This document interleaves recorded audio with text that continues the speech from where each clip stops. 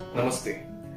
स्वागत है आप सभी का इस वीडियो में। आज हम बात करने वाले हैं लिवर की बीमारियों के बारे में और लिवर कैंसर के बारे में। किस तरीके से हम इस चीज को समझ पाए कि लिवर जो हमारे एक वाइटल ऑर्गन है हमारे बॉडी का, और किस सिम्टम्स को देखते हुए या किन सिम्टम्स को हमें इग्नोर नहीं करना चाहिए जिसके कारण लिवर वीक होता है, लिवर अनहेल्दी होता है और धीरे धीरे उसमें बीमारी पैदा होना स्टार्ट हो जाती है।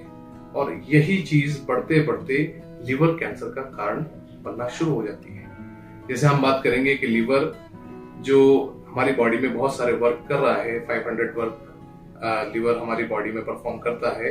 इसी तरह ही अगर फ्रिक्वेंटली हमारी बॉडी का वेट रिड्यूस हो रहा है, हमें भूख नहीं लग रही है, एपेटाइट लो है, इसके अलावा चेहरे पे, हाथों में और आंखों में पीलापन नजर आता है, बार बार फीवर आ रहा है, इसके अलावा गैस्ट्रिक और एसिडिटी की प्रॉब्लम ज्यादा समय तक आपकी या हमारी बॉडी में नजर आती है, तो इन सारे सिम्टम्स को इग्नोर नहीं करना चाहिए। इन तमाम सिम्टम्स की वजह से जो लिवर होता है वो वीक होना शुरू हो जाता है, उसकी वर्किंग में डिस्टर्बेंस आना स्टार्ट हो जाता है और धीरे धीरे कुछ वायरस लिवर को अटैक करना शुरू कर देते हैं। जैसे शुरुआत लिवर डिजीज से होती है, हेपेटाइटिस सी, हेपेटाइटिस बी।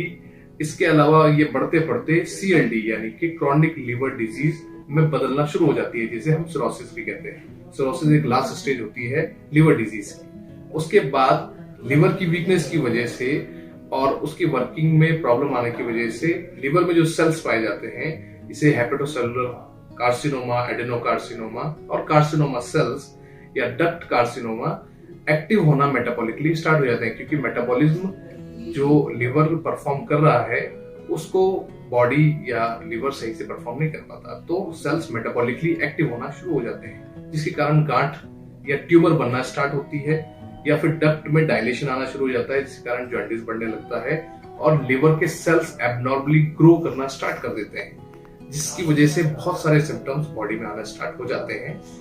अगर हमें इन किसी भी सिम्टम्स में या बॉडी पे ऐसा कोई भी सिम्टम हमें नजर आता है तो हमें बहुत जल्द डॉक्टर से संपर्क करना चाहिए और अपने लिवर का चेकअप कराना चाहिए, ताकि हम एक अर्ली डायग्नोसिस से लिवर में होने वाली इस बीमारी को या कैंसर को प्रिवेंट कर सकें, उसका सही समय पे इलाज संभव है, उसका इलाज ले सकें। और इन्हीं सब चीजों में एक डाइट एक इम्पोर्टेंट रोल निभाती है। अगर हम एक न्यूट्रिटिव डाइट लेते हैं, एक बैलेंस डाइट लेते हैं, तो हम हमारे लिवर को प्रोटेक्ट कर सकते हैं, हेल्दी रख सकते हैं, उनका लिवर का ध्यान रख सकते हैं, लिवर आपका ध्यान रखेगा। इसी तरह ही हमारी बॉडी हेल्दी रहेगी। एक हेल्दी लाइफस्टाइल मेंटेन करते हुए अगर हम आगे चलते हैं तो हमारा लिवर जो है हमेशा हेल्दी रहेगा, कोई प्रॉब्लम हमें फेस करने की जरूरत नहीं पड़ेगी।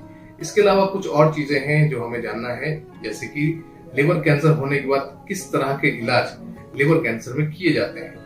बेसिकली अगर कोई पार्ट या कोई लोब लिवर का इफेक्ट हो चुका है कैंसर की वजह से, तो ज्यादातर उस एरिया को ऑपरेट करके निकाल दिया जाता है, हटा दिया जाता है। इसके अलावा रेडिएशन, कीमो और टारगेटेड थेरेपी से कैंसर का इलाज किया जाता है।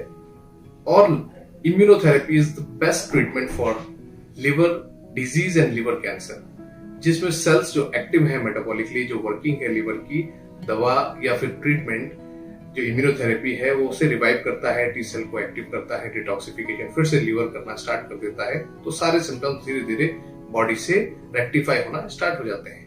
और इसके अलावा जैसे कि बैलेंस डाइट, ये प्रोसेस्ड फूड, जंक फूड और अनहेल्दी डाइट की वजह से जो लिवर है वो हमारा कुछ और बीमारियों से भी जो है इफेक्ट हो जाता है, जैसे फैटी लिवर।